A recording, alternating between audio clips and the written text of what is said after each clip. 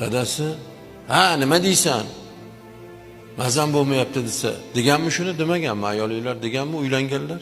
Degan. Buni bir necha bor marta degan. 9 oy ichida bir marta aytib qo'ymagan.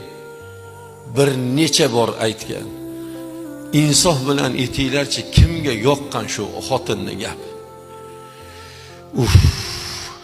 Kechqurun ham tinchlik yo'qda bu uyda. Yo turiboq, "Voy, o'zingni ehtiyot qil." Bitta yo ikkita deyish mumkin.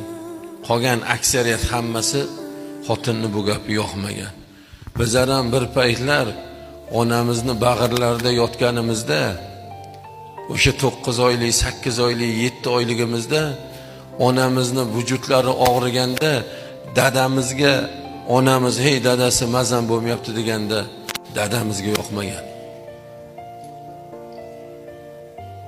Bechora hozir uyg'atsam bir ozgina jonimga oro kirarmikan, shu bolamni otasi-ku, shu ozgina bir menga yordam berarmikan deb bechora uyg'atsa-yu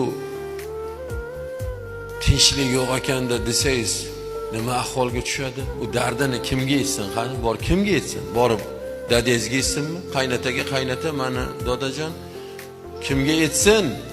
Jonni tikib qo'yadi mana u yerga-da. Yo o'lim, yo hayot. Kim uchun? Siz bilan men uchun tikkan onamiz. Siz bilan men uchun jonni tikib qo'ygan, birodarlar.